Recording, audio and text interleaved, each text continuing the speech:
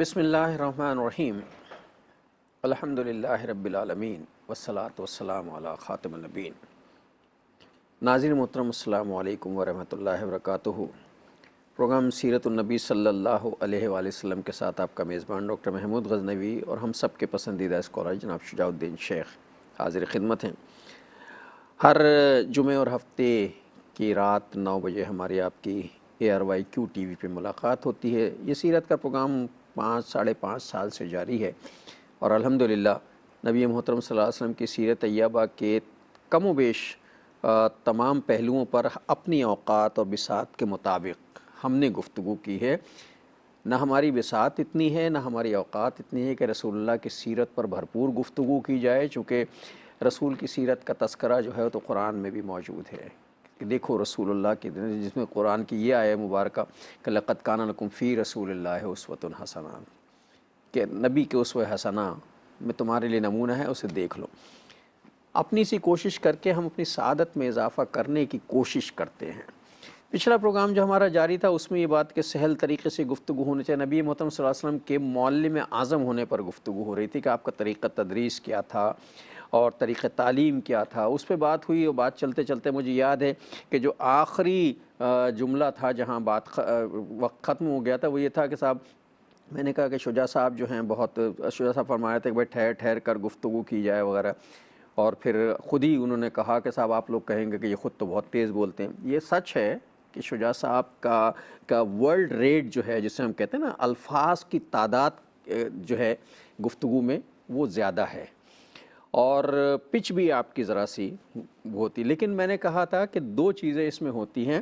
ایک تو یہ کہ خطابت اور چیز ہے، مذاکرہ اور چیز ہے، عوام سے بڑے پیمانے پر اس کو ہم کہتے ہیں پبلک اسپیکنگ، تو پبلک اسپیکنگ جو ہے اس کا انداز کچھ اور ہوتا ہے، اور جسے ہم یہ جو ہے وہ میکرو گروپ سے گفتگو ہے۔ جو میکرو گروپ سے گفتگو ہوتی ہے تو پچ بھی زیادہ ہوتی ہے، ورڈ ریٹنگ بھی زیادہ ہوتی ہے۔ اور جب مائکرو گروپ سے گفتگو ہو رہے مطلب طالب علم بیٹھے ہیں، انہیں پڑھایا جا رہا ہے، کلاس روم ہے، تو پچ بھی کم نیچے ہوتی ہے اور ورڈ ریٹنگ بھی جو ہے وہ کم ہوتی ہے۔ تو جب ہم آپس میں گفتگو کرتے ہیں تو شجاع صاحب ایسے نہیں بولتے جیسے آپ سنتے ہیں، چونکہ پبلک اسپیکنگ ہے اس لیے اس پہ گفتگو ہو رہی ہوتی ہے۔ تو میرا خیال ہے کہ بات سمجھ میں آ گئی ہوگی، اور اس لیے کرنا بھی ضروری کہ لوگ کہیں گے صاحب ہمیں یہ سمجھا رہے ہیں خود یہ کر رہے ہیں۔ تو میں نے فرق واضح کر دیا کہ یہ فرق ہے، جب ہم آپس میں گفتگو کرتے ہیں تو اس طرح نہیں گفتگو تھا، نارمل طریقے سے گفتگو ہوتی۔ بہرحال تو یہ قرآنی تعلیمات جو عمومی انداز سے پیش کرنا ہم نے گفتگو کی تھی، اور تعلیم جو ہے اسے سہل طریقے سے لوگوں کی ذہنی سطح، اسے ہمارے ہاں کمیونیکیشن میں یعنی ابلاغ عامہ میں ہم کہتے ہیں ٹارگٹ آڈینس، یعنی ہماری ہدف کون لوگ ہیں، کن سے گفتگو کرنی ہے، بچے ہیں، خواتین ہیں۔ خواتین سے گفتگو کرنے کے لیے ووکیبلری کچھ اور چاہیے ہوتی ہے، بچوں سے کچھ اور، بوڑھوں سے کچھ اور، جوانوں سے کچھ اور، طالب علموں سے کچھ اور، علماء سے کچھ اور۔ الفاظ وہی ہوتے ہیں لیکن ٹارگٹ آڈینس جو ہوتی ہماری، جو ہمارے ہدفی لوگ ہیں، ان سے گفتگو کرتے وقت ہمارا رویہ تبدیل ہو جاتا ہے۔ تو میں چاہوں گا شجاع صاحب پچھلے پروگرام کا ریکیپ دیں تو پھر انشاءاللہ آپ سے آگے گفتگو کرتے ہیں۔ السلام علیکم ورحمۃ اللہ۔ وعلیکم السلام جزاک اللہ ڈاکٹر صاحب، جزاک اللہ خیر۔ آپ خیریت سے ہیں؟ الحمدللہ۔ اچھا جی، جزاک اللہ خیرن۔ پچھلے پروگرام کا ریکیپ بھی لیتے ہیں، اور جو آپ نے پچھلے پروگرام کے اختتام پر بات تھی جو ادھوری رہ گئی تھی، جس کی آپ نے وضاحت بھی فرمائی، ایک دو اور دلچسپ بات اس میں بعد میں رکھیں گے، لیکن پہلے ریکیپ پر آ جاتے ہیں۔ بسم اللہ الرحمن الرحیم، اللہم صلی علی محمد وعلی آل محمد وبارک وسلم، رب اشرح لی صدری ویسر لی امری واحلل عقدۃ من لسانی یفقہوا قولی واجعل لی وزیرا من اہلی، آمین یا رب العالمین۔ پہلی بات کہ پچھلے پروگرام کا ریکیپ، تو ہم بات کر رہے ہیں نبی مکرم صلی اللہ علیہ وسلم بحیثیت معلم، اور آپ صلی اللہ علیہ وسلم کی طریقہ تعلیم اور تربیت اور تدریس کے حوالے سے کچھ باتیں ہم نے ذکر کی تھیں۔ اس میں سے ایک اہم بات تو یہ تھی کہ آپ صلی اللہ علیہ وسلم نے قرآن حکیم کے ذریعے قرآن کی تلاوت بھی فرمائی، تزکیہ فرمایا، تعلیم دیے، احکام کی حکمت بھی سکھائی۔ مکہ مکرمہ کے 13 برس آغاز وحی کے بعد قرآن حکیم کی عمومی دعوت آپ نے پیش کرنا شروع کی۔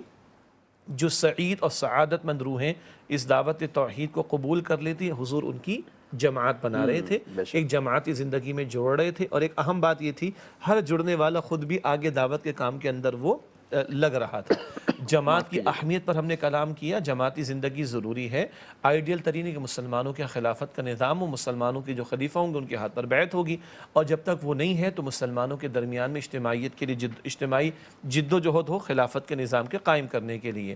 ہم نے کچھ مثالیں بھی دی، ہمارا دین اجتماعی مزاج عطا کرتا ہے، نماز ہے، زکوٰۃ ہے، روزہ حج ہے، اجتماعی نظم ہے ان کے لیے، سفر کے لیے بھی تعلیم موجود ہے، ایاک نعبد کا بھی حوالہ دیا گیا تھا۔ پھر بات آگے بڑھی تو نبی اکرم صلی اللہ علیہ وسلم کے طریقے تدریس و تعلیم کا تذکرہ آیا۔ حضور تو افصح العرب ہیں، آپ خود فرماتے صلی اللہ علیہ وسلم، اور حضور علیہ السلام جو گفتگو فرماتے بڑی جامع ہوتی تھی، بڑی مختصر ہوتی تھی۔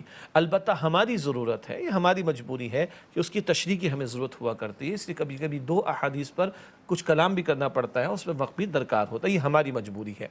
اسی طرح نبی اکرم صلی اللہ علیہ وسلم باتوں کو ٹھہر ٹھہر کر ادا کرتے تھے تاکہ جو سننے والا ہے وہ اس کو سمجھ سکے، ذہن نشین ہو سکے۔ پھر حضور نبی اکرم علیہ السلام لوگوں کے فہم کے مطابق، ان کی عقل کے مطابق کلام فرماتے۔ آپ نے اس کی تعلیم بھی دی ہے، کلم الناس علی قدر عقولہم، حدیث مبارک کے مطابق کہ لوگوں کی عقل اور فہم کے مطابق ان سے کلام کیا جائے، تو حضور خود بھی اپنے ارشادات میں اس کا اہتمام فرمایا کرتے تھے صلی اللہ علیہ وآلہ وسلم۔ یہ وہ بات تھی جو پچھلے پروگرام میں ہمارے سامنے آئی تھی ایک تذکرے کے طور پر، اور ہوتے ہوتے بات پھر چلی کہ ایک خطبے کا انداز ہوتا ہے، اور ایک جو ہے وہ کلاس روم ٹیچنگ کا انداز ہوتا ہے، ایک کوئی ڈائیلاگ اور مذاکرے کا انداز ہوتا ہے، اور ایک کبھی ایسے لوگ بھی ہیں کہ جو غیر مسلم تھے مگر آ کے وہ چپتے ہوئے سوالات کرتے تھے تو ان سے کلام کرنے کا انداز ہے۔ اچھا، یہ جو آپ نے میرے بارے میں وضاحت فرما دی، جزاک اللہ خیرن، بلکہ میں یہاں پہ ایک دلچسپ نقطہ ایڈ کروں، ابھی شاید ناظرین نے میرا سولو میں خطاب نہیں سنا ہے کبھی، نہ خطاب جمعہ سنا ہے، ہاں سوشل میڈیا پہ شاید کسی کو موقع میسر آیا ہو، یا وہ ہمارے ناظرین معاف کیجیے گا، نہیں معاف کیجیے گا، ایک کیو ٹی وی کو سعادت، اور کیو ٹی وی کے ذریعے ہمیں سعادت ملی۔ پچھلے 2 سال سے آپ کے علم میں ہے کہ ماہ رمضان میں رات کو ایگزیکٹلی بالکل رات کو تقریباً 9:30 بجے سے لے کے رات 12 بجے تک، محض اللہ کا فضل، یہ مجھے بھی سمجھ نہیں آتی اور یہ ناظرین کو بھی سمجھ نہیں آتی ہوگی کہ بھائی 29 راتوں میں، اور میں نے کیلکولیٹ کیا ہے، فرسٹ ٹائم بتا رہا ہوں آج، 62 گھنٹے صرف پورے قرآن حکیم کا ترجمہ مختصر تشریح کے ساتھ ڈیلیور ہوا۔ یہ کیو ٹی وی کو پچھلے 2 سال سے سعادت ملی، اور اللہ نے ہمیں بھی توفیق عطا فرمائی۔ جن ناظرین نے وہ دیکھا ہے نا، ان کو اسپیڈ کا پتہ ہے، اور اگر جنہوں نے سوشل میڈیا پہ سنا ہو ان کو، اور آپ کو تو پتہ ہے، اور جو خطاب جمعہ سنیں گے ان کو بھی پتہ ہے۔ اس کی بھی حکمت بتا دیتے ہیں، حکمت نہ کہ مجبوری۔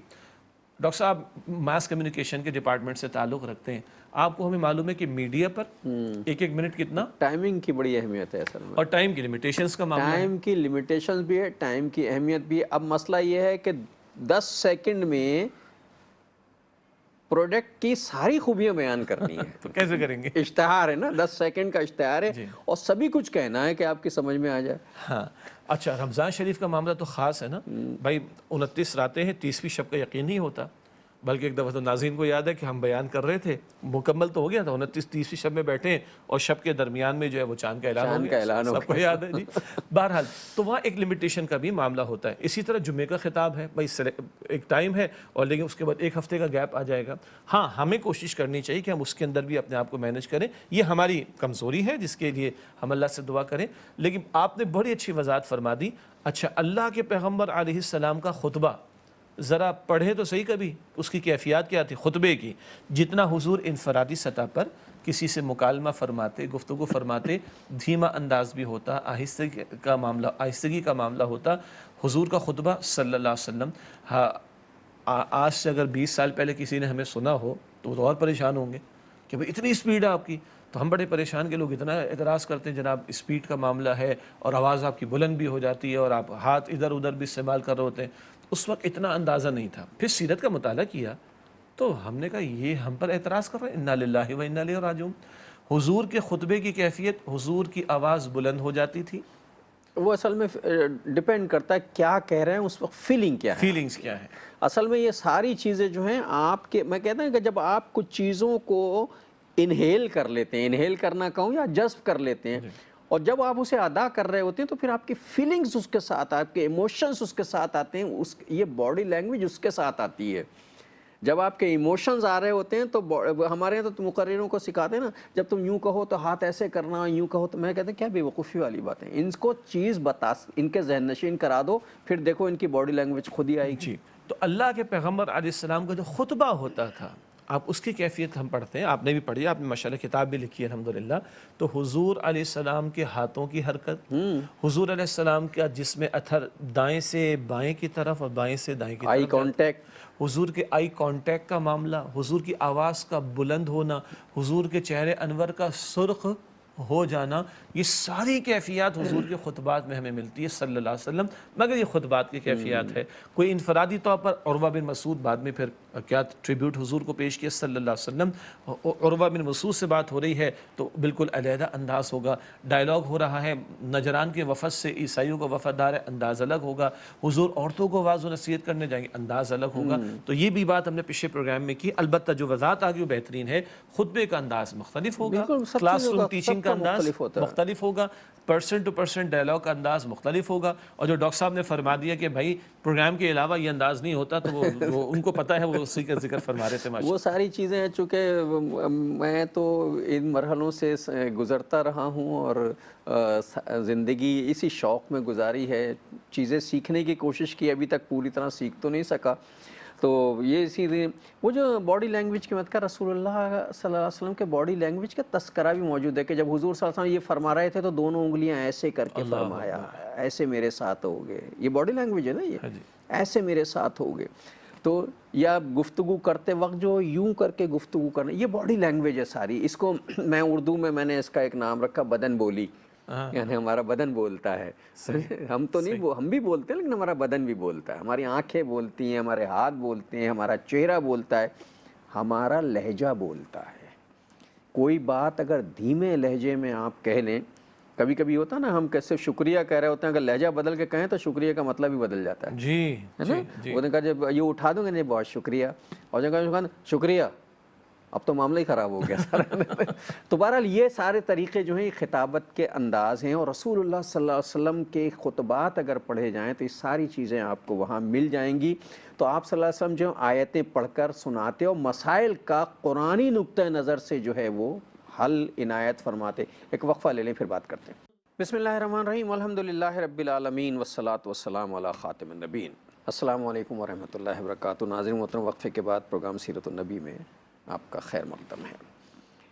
بات ہو رہی تھی رسول اللہ کے خطبات کے حوالے سے، آپ کے انداز کے حوالے سے، اور پھر یہ ہوا کہ آیات پڑھ کر سناتے اور مسائل قرآنی نقطہ نظر سے واضح فرماتے تھے، اور بتدریج آپ تعلیم دیتے تھے۔ یعنی تدریج سے مراد یہ ہے کہ پہلے جو ہے برائی واضح کرتے تھے کہ چیز بری کیا ہے، یعنی نا ڈائریکٹ جو ہے وہ نیکی کی تعلیم، پہلے برائیوں کو واضح کر دی تاکہ لوگوں کو یہ تو پتہ چل جائے گا اچھا یہ چیز ناپسندیدہ ہے۔ تو جب کوئی چیز یہ طے ہو جائے گی یہ ناپسندیدہ، تو آدمی خود ہی سوال کا اچھا تو پھر پسندیدہ کیا ہے؟ تو آپ کا طریقہ تدریس جو ہے وہ یہ تھا۔ بالکل۔ تو اللہ کے نبی علیہ السلام کے طریقہ تدریس میں ابھی جو آپ نے اشارہ فرمایا، اس میں چاہتا ہوں کہ ایک دو باتوں کا اضافہ بھی ہو، اور ایک ادب جو ہمیں ایک صحابی سکھاتے ہیں وہ بھی سامنے آئے۔ اللہ کے نبی علیہ السلام کا یہ انداز کہ حضور کا مبارک ہاتھ اور حضور کی مبارک انگلیاں، یہ ملا کر حضور نے یہ بھی فرمایا، سب کو حدیث مبارک یاد ہے کہ میں اور 3 بیٹیوں کی کفالت کرنے والا، میں اور یتیم کی کفالت کرنے والا، میں اور یتیم کی کفالت کرنے والا جنت میں اس طرح ساتھ ہوں گے۔ یہ تو سب کو حدیث یاد ہے۔ ایک ادب یہاں پر ہم سیکھ لیتے، شاید کسی اور موقع پر بھی ہم نے اس بات کو زیر گفتگو لانے کی کوشش کی ہوگی۔ ایک مشہور بات سب نے سن رکھی ہے کہ اگر قربانی کے جانور میں عیب ہو تو پھر اس کی قربانی درست نہیں ہوتی۔ ٹھیک ہو گیا؟ حضور مسئلہ سمجھا رہے تھے صحابہ کو، تو حضور علیہ السلام نے اپنے، یہ میں ادب کی وجہ سے کہہ رہا ہوں، اپنے مبارک ہاتھ کی 1 2 3 4 انگلیاں دکھا کر 1 2 3 4 مسئلے بتا دیے۔ ہو گیا، صحابہ کو مسئلہ سمجھ آ گیا۔ بعد میں کبھی ایک صحابی ہیں اپنے شاگردوں کو مسئلہ سکھا رہے ہیں، ادب دیکھیں کیا ہے، اور بتاتے کہ اللہ کے رسول نے ہمیں بتایا صلی اللہ علیہ وسلم کہ اگر قربانی کے جانور میں عیب ہو، مثلا اس کی آنکھ نہیں ہے، اس کا ایک کان ہی کٹ گیا پورا وغیرہ، تو حضور علیہ السلام نے 1 2 3 4 مسائل سکھائے ہمیں اس طرح۔ اب وہ صحابی اپنے شاگردوں سے کیا فرماتے ہیں رضی اللہ عنہ، او بھائی یہ میرا ہاتھ ہے، وہ حضور کا ہاتھ تھا بے شک صلی اللہ علیہ وسلم، جو ہم نے دیکھا تھا۔ یہ میری انگلیاں ہیں 1 2 3 4، وہ کس کی انگلیاں تھیں؟ اللہ کے رسول۔ اللہ کے رسول علیہ السلام کی۔ یہ ادب ہمیں صحابہ نے سکھایا ہے، تو یہ تو ایک ادب کا پہلو بھی آ گیا، اور حضور نے 2 انگلیاں بھی استعمال فرمائی، اور عرض کرنے کا مقصد تھا حضور نے 4 انگلیاں بھی استعمال فرمائی۔ پھر حضور نے کبھی ایسا بھی کیا صلی اللہ علیہ وسلم، کہیں سونا چاندی موجود تھا، حضور نے ذکر اٹھایا انما اموالکم و اولادکم فتنہ، دیکھو یہ تمہارے مال اور تمہاری اولاد کیا ہیں، یہ فتنہ ہے تمہارے لیے۔ آیت کریمہ کا حوالہ بھی آ رہا ہے، اور خود حضور صاحب قرآن جن پر قرآن کریم کا نزول ہوا، مگر اگزامپل سامنے رکھ کر حضور نبی اکرم صلی اللہ علیہ وسلم بات کو سکھا رہے ہیں۔ اچھا، حضور کے طریقے تدریس میں ایک اور اہم بات جو بہت معروف ہے ہمارے، لیکن ہمیں حضور سے ملتی ہے، کہ اللہ کے نبی علیہ الصلوۃ والسلام کوئی سامنے مشاہدے کی شے ہوتی، اس کو سامنے رکھ کر بھی بات سمجھایا کرتے تھے۔ مثلا حضور کا گزر ہو رہا ہے، مشہور حدیث ہے، حضور کا گزر ہو رہا ہے اور آپ نے دیکھا کہ کچرے کے ڈھیر پر بکری کا مردار بچہ، تو آپ نے اپنے صحابہ کرام سے پوچھا، میرے صحابہ تم میں سے کون اس کو 1 درہم میں خریدے گا؟ اے اللہ کے رسول، ہم میں سے تو کوئی بھی نہ خریدے، اس کے کان کٹے ہوئے، پیٹ پھلا ہوا، مردار ہے، بدبو مارتا ہے، کچرے کے ڈھیر پر پڑا، ہم میں سے تو کوئی نہ خریدے۔ آپ نے فرمایا کہ اللہ کی قسم، جتنا یہ بکری کا مردار بچہ تمہاری نگاہوں کے سامنے کمتر اور حقیر اور ذلیل ہے، یہ دنیا اور اس کا مال و اسباب اللہ سبحانہ وتعالیٰ کی نگاہوں میں اس سے زیادہ کمتر، اس سے زیادہ حقیر، اس سے زیادہ ذلیل ہے۔ یہ لائیو اگزامپل سامنے ہے، مشاہدات میں ہے، اور حضور اس کے ذریعے سمجھا رہے ہیں صلی اللہ علیہ وسلم۔ کبھی کیا ہوتا، اللہ بہت مشہور حدیث ہے، سب کو یاد ہے، اللہ کے نبی علیہ الصلوۃ والسلام نے ایک ٹہنی پکڑی اور اس سے کچھ اس کو ہلایا تو پتے جھڑ پڑے، کہا دیکھو ایک بندہ 5 وقتہ نماز ادا کرے اور اس کی حفاظت کرے، تو جیسے اس درخت سے پتے جھڑ گئے، اس بندے کے گناہ بھی اسی طرح جھڑ جاتے ہیں۔ تو مشاہدے میں کوئی شے ہو، اس کو سامنے رکھ کر اللہ کے پیغمبر تعلیم دیتے تھے، تربیت فرماتے تھے، سکھایا کرتے تھے۔ اور کبھی کیا ہوتا، اللہ کے نبی سوالات کرتے صلی اللہ علیہ وسلم۔ آج کل تو بڑی مشکل پیش آ جاتی ہے کہ لوگوں کو سوال کرنے کا موقع دیا جائے، لوگوں کو کچھ پوچھنے کا موقع دیا جائے، یا لوگوں کو بھائی صاحب علم ہیں، ٹیچر ہیں، پروفیسر ہیں، علامہ ہیں، مجال نہیں کہ لوگ آنکھ اٹھا کے بات کر سکیں۔ ڈر کے مارے لوگ سوال نہیں کرتے، اور وہ ٹیچر بھی کمال کرتے ہیں۔ مجھے تو ان ٹیچروں پر کی عقل پہ افسوس ہوتا ہے جو کلاس میں جاتے ہی کہتے ہیں کوئی خاموش رہنا، پن ڈراپ سائلنس چاہیے، کوئی سوال نہیں، اور جس کو سوال کرنا وہ میرے کمرے پہ آ کے کرے۔ بھائی کیوں؟ سوال اگر وہ کلاس میں کرے گا تو 50 طالب علموں کا فائدہ ہوگا جو آپ جواب دیں گے، اور کمرے پہ آ کے کہے گا تو وہ اکیلے کا فائدہ ہوگا، تو فائدہ کیا ہے؟ جی، تو اللہ کے نبی صلی اللہ علیہ وسلم سوالات کا بھی موقع دیتے، بلکہ مصر کے پہلے اس کا بھی حوالہ آ چکا ہے، مصر کے ایک عالم ہیں، انہوں نے 2 کتابیں لکھی۔ پہلی کتاب صحابہ کرام کے سوالات ہاں، اور رسول اللہ صلی اللہ علیہ وسلم کے جوابات۔ دوسری کتاب کیا ہوگی؟ رسول اللہ کے سوالات۔ ہاں، رسول اللہ صلی اللہ علیہ وسلم کے سوالات اور صحابہ کرام کے جوابات۔ یہ QA کا اسٹائل، کوسچن آنسر کا سوال جواب کا انداز قرآن حکیم میں بھی ہے۔ قرآن بار بار سوال کرتا ہے، اَفِي اللَّهِ شَكٌّ فَاطِرِ السَّمَاوَاتِ وَالْأَرْضِ، کیا زمین و آسمان کے پیدا کرنے والے اللہ کے بارے میں کوئی شک ہے؟ أَأَنْتُمْ أَشَدُّ خَلْقًا أَمِ السَّمَاءُ، کیا تمہارا پیدا کرنا زیادہ مشکل ہے یا آسمان و زمین کا بنانا زیادہ مشکل ہے؟ قرآن سوالات کرتا ہے، جوابات بھی دیتا ہے۔ اللہ کے نبی علیہ السلام سوالات کرتے ہیں، جوابات بھی عطا کرتے ہیں، اور سوالات کا موقع بھی دیتے ہیں۔ ہاں، خطبات بھی آپ کے ہیں، وعد و نصیحت بھی ہے آپ کی، اسٹریٹ واز بھی ہے آپ کا، لیکن سوال و جواب کا موقع بھی ہے۔ اچھا، عرض میں کر رہا تھا کہ کبھی اللہ کے پیغمبر تعلیم کے لیے، تدریس کے لیے، تفہیم کے لیے، سمجھانے کے لیے سوال جواب کا انداز اختیار کرتے ہیں۔ اچھا بھائی یہ بتاؤ، اگر کسی کے گھر کے باہر نہر ہو اور وہ 5 مرتبہ نہاتا ہو، میل باقی بچے گا؟ بالکل باقی نہیں بچے گا۔ اسی طرح کوئی بندہ 5 وقتہ نماز ادا کرتا ہے، اس کے بھی گناہوں کو اللہ تعالیٰ گناہوں کے میل کو صاف اور پاک کر دیتا ہے۔ بالکل۔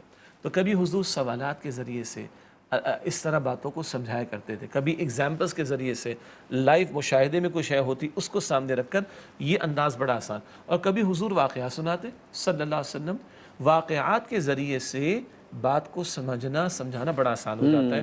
دیکھو یہ طریقہ تدریس ہے، اور یہ کام قرآن نے بھی کیا، کہ قرآن حکیم میں بھی واقعات، کہانیاں کیا، قصے، قصائص، جی، اور وہ قصے بھی ہدایت کے قصے ہیں، کہانیاں نہیں ہیں، وہ پیغمبروں کے واقعات ہیں اور غیر انبیاء کے واقعات ہیں۔ بہرحال اللہ کے پیغمبر علیہ السلام کا مشہور انداز جو آپ نے پوچھا، وہ فرمایا کہ دیکھو ایک شخص صحرا میں چلا جا رہا ہے، اور اس کے پاس اونٹ ہے، اس کا سامان بھی ہے، وہ درمیان میں راستے میں آرام کے لیے رک جاتا ہے، سو جاتا ہے، آنکھ کھلتی ہے تو اونٹ بھی غائب، سامان بھی غائب، بڑا پریشان ہوتا ہے۔ اب تو صحرا میں کون کچھ کھانا پینا تو ہے نہیں، بڑا ڈھونڈ ڈھانڈ کے تلاش کر کے لیٹ گئے کہ اب تو اسی حالت میں موت آ جائے گی، پھر آنکھ لگتی ہے، پھر آنکھ کھل جاتی ہے۔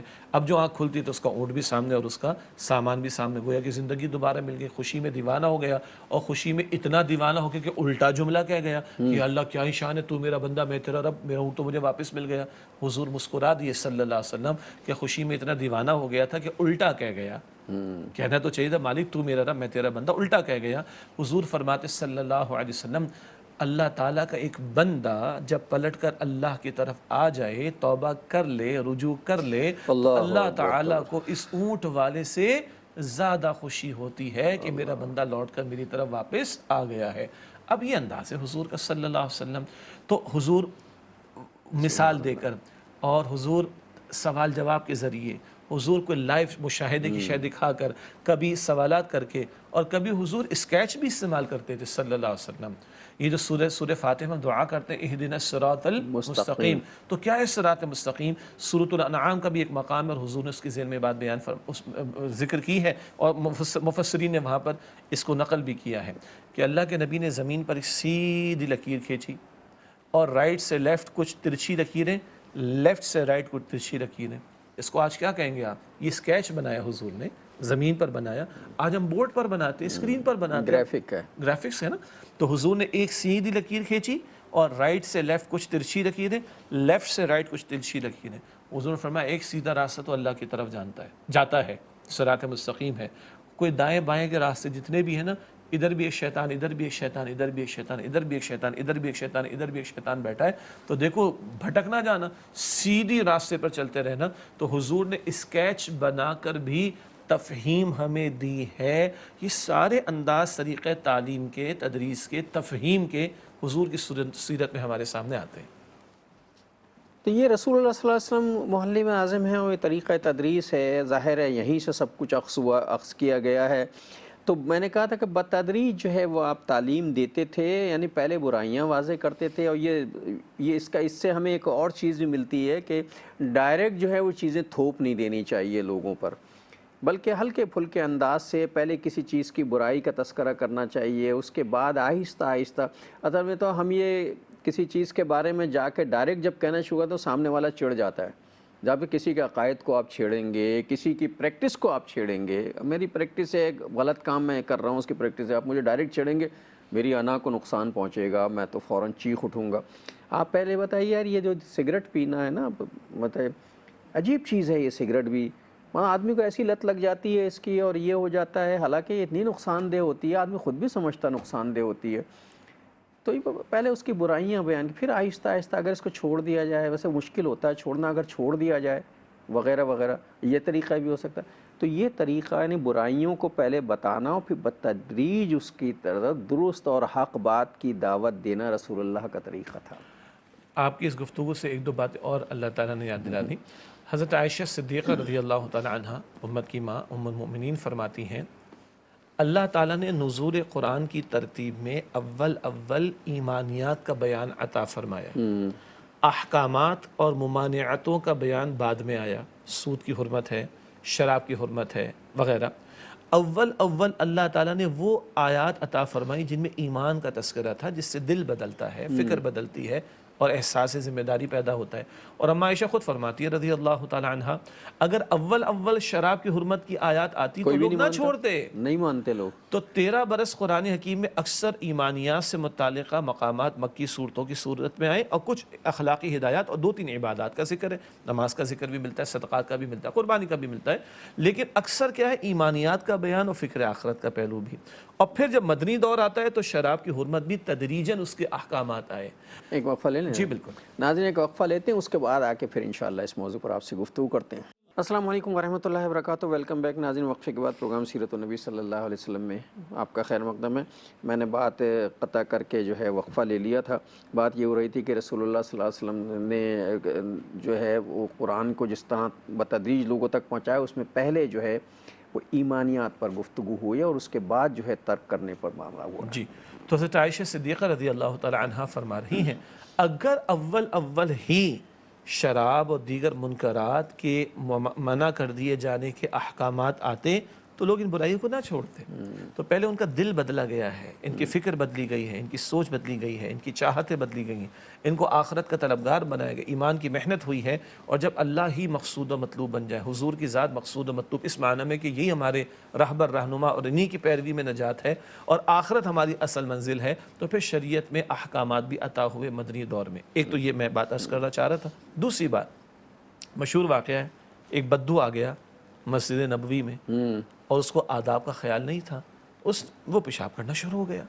مشہور واقعہ ہے. صحابہ دوڑے اس کو روکنے کے لیے، بلکہ سختی کرنے کے لیے. حضور علیہ السلام نے روک دیا. یہ کیا ابھی یہ عمل میں مبتلا ہے، اور اگر اس کو اس وقت روکا جاتا تکلیف بھی ہوتی. فارغ ہو گیا تو اللہ کے نبی صلی اللہ علیہ وسلم نے ایک پانی کا ڈول بھی بہایا اس پر، یعنی بہانے کو فرما دیا.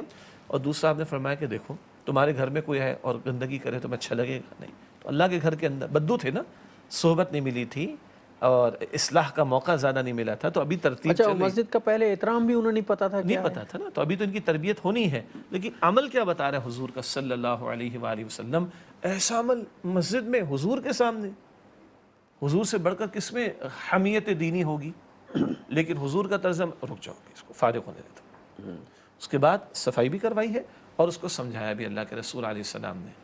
ہمارے میں کچھ چیزوں میں جس وقت بندہ عمل میں مبتلا ہوتا ہے نا، میں کوئی خاص کسی اوکیشن کی یا عمل کی بات نہیں کر رہا، عین اسی وقت ساری توپوں کا رخ ہوتا ہے اس کے اوپر.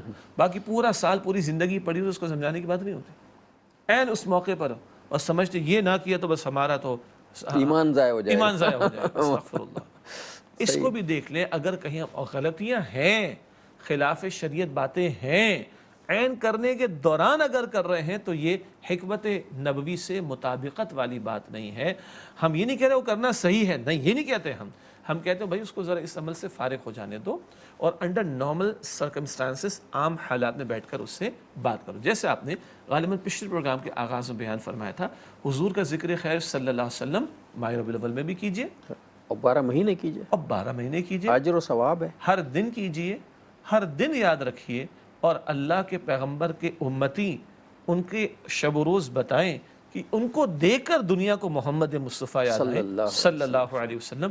یہ بات عرض کرنا چاہ رہا ہوں کہ پورا سال بھی تو پڑا ہے بھائی، پورے سال کریں یہ کام، کوشش. لیکن عین اس کے دوران میں اگر کہ جب کوئی کسی برے عمل میں مبتلا ہے، وہاں ہم اگر ڈنڈا لے کر کھڑے ہوں گے تو وہ کاؤنٹر پروڈکٹیو ہوگا. عین ممکن ہے کہ وہ کوئی جذبات میں آ کر غلط بات ایسی کہہ دے، جبکہ ہم اس کو قرآن کی آیت سنا رہے ہوں گے، ہم اس کو حضور کا فرمان سنا رہے ہوں گے صلی اللہ علیہ وسلم، مگر وہ بھی مبتلا ہے اینڈ رائٹ نہ اس عمل کے اندر مبتلا ہے، تو کئی وہ ریٹیلیٹ کر کے ایسا نہ ہو کہ غلط بات زبان پر. اچھا عزت نفس بھی تو ہے نا ہر آدمی کی، جس نوعیت کا بھی آدمی ہے، چاہے وہ چھوٹا سا بچہ ہے، ہم کہتے ہیں نا چھوٹا سا بچہ ہے، وہ ابھی فیڈر پیتا ہے اور وہ کرتا ہے، ہم اسے ماریں اور اس کے ساتھ کریں، اس کی بھی عزت نفس ہوتی، متاثر ہوتی ہے. اور اس کی عزت نفس یہ کہ آپ دیکھیں وہ چیخنا چلانا شروع ہے، چیزیں پھینکنا شروع کر دیتا ہے، یہ عزت نفس اس سے کروا رہی ہوتی ہے. چیزیں پھینکنا شروع کر دیتا ہے، نوچنا کاٹنا شروع کر دیتا ہے. تو سب کی اپنی اپنی عزت نفس ہوتی ہے. اگر کوئی شخص کسی کام میں ملوث ہے، آپ سمجھتے ہیں وہ غلط ہے، ٹھیک ہے غلط ہے، لیکن کیا ضروری کہ اسی وقت اس کا گریبان پکڑ لیا جائے اور کہا جائے تم غلط کر رہے ہو؟ جواباً وہ بھی آپ کا گریبان پکڑ لے گا. آپ کی گفتگو سے کوئی بات یاد آ رہی ہے، بچہ ہے نا، اس کو بچہ سمجھ کے ٹریٹ کرے. میں عالم فاضل ہو گیا، میں علامہ ہو گیا، میں پروفیسر ہو گیا، میں کوئی ایس ایچ او ہو گیا، ذمہ داری ہے نا. تو بھائی میں اس کو جو ہے بچے کی طرح ٹریٹ کروں. وہ سامنے والا تو اپنی سطح پہ ہے نا. اسی طرح مردوں کو ہم یہ سمجھانے کی کوشش کرتے ہیں، جب بیویوں سے ڈیل کرو تو ان کو عورت سمجھ کے ڈیل کرو. ہاں نہیں، برابر کا سمجھ کے ڈیل کرتے ہیں. اب وہ برابری یہاں برابری شروع ہو جاتی ہے. بیوی کو عورت سمجھ کے ڈیل کرو. ایک بات ہو گئی. اچھا میں دنیا میں کسی بھی پوزیشن پر ہوں، میں مسجد کا خطیب ہوں، میں علامہ ہوں، میں صاحب علم ہوں، پروفیسر ہوں، میں جناب ایس ایچ او ہوں، کوئی کسی فورسز کے اندر بڑی پوزیشن پر ہوگا تو اس کے سبارڈینیٹ ہوں گے. سبارڈینیٹ کو ڈیل کرنا ڈسپلن کا تقاضا الگ ہے. اپنے بچوں کو سبارڈینیٹ کی طرح ٹریٹ نہ کریں. یہ مسٹیک بہت ہے جی، یہ مسٹیکس بہت ہوتی ہیں.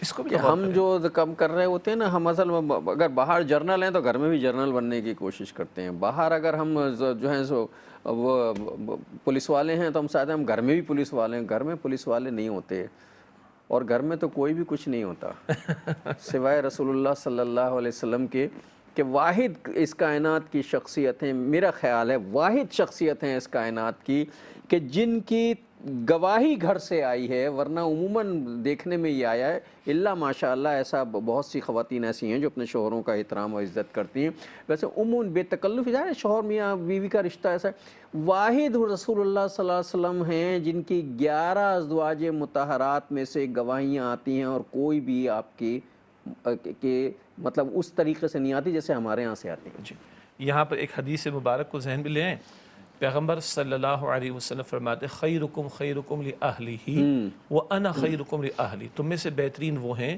جو اپنے اہل یعنی گھر والوں کے لیے بہترین ہو، اور میں تم میں سب سے بڑھ کر اپنے گھر والوں کے لیے بہترین ہوں۔ اللہ کے پیغمبر بہترین فرما ہی نہیں رہے، خود ہیں بھی بہترین صلی اللہ علیہ وسلم۔ اور جو گواہیاں آئی ہیں اما خدیجہ رضی اللہ تعالیٰ ایسی عنہ کی گواہیاں گواہی، گھروں سے آتی نہیں عموماً، جی کتنا ہی متقی پرہیزگار پیر فقیر اور بہت بڑا کوئی وہ ہو، اس کے باوجود بھی اس کے گھر سے ایسی گواہی نہیں آتی۔ جی، وہ کہتے ہیں آدمی گھر سے باہر تو لیڈر ہو سکتا ہے، گھر میں لیڈر گھر میں نہیں ہوتا، اور جس کو گھر باہر والے ہیرو ہوتا ہے، گھر میں زیرو اور ہوتا جس کو گھر والے کہیں وہ واقعات میں پھر لیڈر ہوتا ہے۔ اما خدیجہ فرماتی پہلی وحی کے نزول کے بعد اللہ ہرگز آپ کو ضائع نہ فرمائے گا، آپ غریبوں کے ساتھ بھلا سلوک کرتے ہیں، یتیموں کی کفالت کرتے ہیں، صلہ رحمی کرتے ہیں، مہمان نوازی کرتے ہیں، جو کٹتا ہے اس سے آپ جڑتے ہیں، جو محروم کرتا ہے آپ اس کو عطا یہ کرتے ہیں۔ کوالٹیز ہیں۔ یہ کوالٹیز ہیں حضور، اور یہ 40 برس کے کردار کی گواہی ہے۔ ابھی تو وہی شروع ہوئی ہے، پہلی وحی کے بعد کا واقعہ ہے نا، یہ 40 برس کے کردار کی گواہی آ رہی۔ اما عائشہ رضی اللہ تعالیٰ عنہ سے پوچھا کہ حضور کیسے، حضور کا اخلاق کیسا؟ فرمایا کیا تم قرآن نہیں پڑھتے؟ کانا خلقہ القرآن، حضور کے اخلاق تو قرآن ہے صلی اللہ علیہ وسلم۔ یہ گھر سے گواہیاں آ رہی ہیں، اور آپ نے بجا ارشاد فرمایا۔ آج ہم لوگوں کی جنرلائز کر کے میں بات کر رہا ہوں کہ جب خواتین جمع ہو جائیں تو اپنے شوہروں کے بارے میں کیسی کیسی شکایتیں لے کر آ رہی ہوتی ہیں۔ اس میں دونوں طرف توجہ کرنے کی ضرورت ہے، یعنی اللہ تعالیٰ چاہتا ہے یہ لباس آپ نے میں نے پہنا نا، تو اللہ فرماتا ہے ہن لباس لکم وانتم لباس لہن، وہ بیویاں تم شوہروں کے لیے لباس، تم شوہر ان بیویوں کے لیے لباس ہو۔ سورہ البقرہ کی آیت 187 ہے۔ اتنا قرب ہے جو اللہ تعالیٰ تم میں دیکھنا چاہتا ہے، دونوں طرف اصلاح کی ضرورت ہے۔ اور اصول کیا ہے؟ لقد کان لکم فی رسول اللہ اسوۃ حسنہ، تمہارے لیے بہترین نمونہ حضور کی ذات میں۔ اور ایک نقطہ ہم کئی مرتبہ بیان کر چکے، امت کی عورتوں کے لیے اسوہ حسنہ کی تکمیل کہاں سے ہوگی؟ ازواج مطہرات کی سیرت کا مطالعہ، اور اللہ کے پیارے رسول علیہ السلام کی پیاری بیٹیوں کی سیرت کا مطالعہ۔ یہ امت کی خواتین کے لیے اسوہ حسنہ کا نمونہ یہاں سے مکمل ہوگا۔ اصل میں بڑی یہ کچھ مطلب ایک کلچر سا بن گیا ہے، اللہ جانے، یا یہ کہ یہ ہیبٹ ہو گئی ہے۔ جیسے شجاع صاحب کہہ رہے تھے، میرا کوئی بہت تجربہ نہیں ہے، میں ویسی ایک بات کر رہا ہوں، لیکن عموماً مشاہدے میں یہ بات آئی ہے کہ خواتین جہاں یکجا ہوتی ہیں تنہائی میں بیٹھتی ہیں۔ اب آپ پوچھیں گے کہ ان کی تنہائی کا آپ کو کیسے پتہ؟ تو عموماً دیکھنے میں یہ آیا ہے کہ خواتین جو ہیں وہ جب گفتگو کا آغاز کرتی ہیں تو پھر پلٹتی ہیں اپنے شوہروں کی طرف، اور اچھا ساری زندگی کی خوبیاں تو اپنی طرف رہ جاتی ہیں، لیکن کبھی ظاہر ہے انسان ہے نا، اس سے غلطیاں بھی ہوئی ہوں گی، ڈانٹ ڈپٹ بھی اس نے کی ہوگی، سخت مزاجی بھی دکھائی ہوگی، کبھی ناراض بھی بہت ہوا ہوگا، اور ہو سکتا ہے بعض لوگ ترش مزاج بھی ہوں۔ تو ایک ایک چیز جو ہے وہ پھر شیئر ہوتی ہے، اور جملہ یہاں سے یہ آتا ہے کہ ہمارے تو نصیب پھوٹ گئے، استغفر اللہ۔ بس یہ ناشکری سے بچیں۔ ایک بات ہے بیان ہو جانی چاہیے، اللہ کے نبی صلی اللہ علیہ وسلم نے یہ بھی فرمایا کہ جنت میں معاف کیجیے گا، اللہ کے نبی علیہ الصلوۃ والسلام نے یہ بھی فرمایا ہے جہنم میں عورتوں کی اکثریت میں نے دیکھی، عورتوں کی اکثریت جہنم میں دیکھی۔ تو یا رسول اللہ ایسا کیا ہے؟ تو فرمایا کہ عورتوں کا ایک مسئلہ یہ ہے کہ اپنے شوہروں کی بڑی ناشکری کرتی ہیں، اور اپنے بچوں کو کوسنے بھی دیا کرتی ہیں۔ تو یہ ناشکری کا معاملہ اللہ تعالیٰ محفوظ رکھے۔ اس کا قطعاً یہ مطلب نہیں کہ مردوں میں کوتاہیاں نہیں ہیں، ان کو جیسے کہ میں نے عرض کیا ہے مرد بھی کچھ کم نہیں ہوتے، جی، وہ بھی مطلب عموماً جو ہے وہ لطیفے جو بناتے ہیں، مطلب ایسے لطیفے جو تکلیف دہ ہوتے ہیں یا جو وہ ہوتے ہیں، وہ ہمیشہ اپنی بیویوں اور عورتوں کے بارے میں بناتے جی، ہیں۔ اور یہ کوئی مردانگی نہیں ہے ہاں مطلب یہ کہ عورتوں میں لطیفے بنا کے تم نے اپنے آپ کو جو ہے وہ سپیریئر ثابت کرنے کی کوشش کی، یہ کوئی مردانگی نہیں ہے۔ تمہارا کردار گواہی دے، تمہارا طرز عمل گواہی دے، تمہارے اخلاق گواہی دیں کہ تمہارے چرچے اچھے انداز سے کیے جائیں۔ یہ گھر سے جو باتیں آ جاتی ہیں غلط بھی ہو سکتی ہیں، مگر اس میں کئی مرتبہ حقیقت بھی ہوا کرتی۔ تو میں تو دونوں طرف کی بات کر رہا ہوں، مردوں کے لیے بھی بات کر رہا ہوں، عورتوں کے لیے بھی بات کر رہا ہوں۔ اللہ تو لباس قرار دیتا ہے۔ آج فیملی سسٹم کیوں برباد ہو رہا ہے؟ شیطان کی در اندازی زیادہ ہو گئی، اور حدیث مبارک ہے مسلم شریف میں کہ شیطان روزانہ دربار لگاتا ہے اپنا، اور اس کے چیلے آ کر بتاتے ہیں کہ ہم نے یہ کیا، وہ کہتا ہے ٹھیک ہے، ایک کہتا ہے برائی بھی لگا، دوسرا کہتا ہے نیکی سے روکا، ٹھیک ہے کیپ اٹ اپ، لگے رہو۔ ایک کہتا ہے میں نے شوہر بیوی میں ناچاقی پیدا کی، دوری پیدا کی، یا معاملہ ختم کروایا، تو وہ جو شیطان کا چیلا آ کر یہ کہتا ہے شوہر بیوی کے اندر جدائی ڈالی، تو شیطان کھڑا ہو کر اس کو گلے لگاتا اور کہتا ہے تو نے میری جانشینی کا حق ادا کیا۔ شیطان کا ایک بہت بڑا حملہ فیملی سسٹم پر ہے، وہ تباہ کرنا چاہتا ہے، برباد کرنا چاہتا ہے، اور یہاں بہت ضروری ہے شوہر بیوی دونوں کے لیے کہ ایک دوسرے کے بارے میں گمان اچھا رکھیں، اگر اللہ نہ کرے کوئی کمی کوتاہی کا معاملہ، اس کا ازالہ کریں، معافی تلافی کریں۔ لیکن کئی مرتبہ ایسا ہوتا ہے کہ بدگمانی پیدا کرتا ہے شیطان، لڑوانے کی کوشش کرنا اور وہ چاہتا ہے، بڑھتی چلی جاتی اور ہے، بڑھتی چلی جاتی ہے، اور پھر نتیجہ بہت ہی خوفناک آتا تباہ ہے۔ کن نتیجہ اللہ نکلتا تعالیٰ اپنے امان میں رکھے، سارے گھروں کو آباد رکھے، ہے۔ آمین۔ سب خواتین کو اور مردوں کو ہدایت دے، اللہ تعالیٰ سارے گھروں میں خوشیاں نازل فرمائے، سب کو آباد اور شاد رکھے۔ آج کے پروگرام کا وقت ختم ہو رہا ہے، آج کی حدیث ہدیہ کرواتے ہیں۔ نبی مکرم صلی اللہ علیہ وآلہ وسلم نے ارشاد فرمایا ہے کہ کوئی شخص اپنی بیوی سے نفرت نہ کرے، اگر اسے بیوی کی کوئی ایک ادا پسند نہیں آتی تو تلاش کر لے، کوئی دوسری ادا پسند آ ہی جائے گی۔ یہ صحیح مسلم شریف کی روایت ہے، تلاش کریں گے تو خیر ہر انسان میں اللہ نے رکھا ہے۔ اور ناظرین، اسی حدیث مبارکہ کے ساتھ ہمارے آج کے پروگرام کا وقت ختم ہوا۔ اگلے پروگرام تک کے لیے ہم آپ سے اجازت چاہیں گے۔ جناب شجاع الدین شیخ اور اپنے میزبان ڈاکٹر محمود غزنوی کو اجازت دیجیے۔ اللہ نگہبان، والسلام علیکم ورحمۃ اللہ وبرکاتہ۔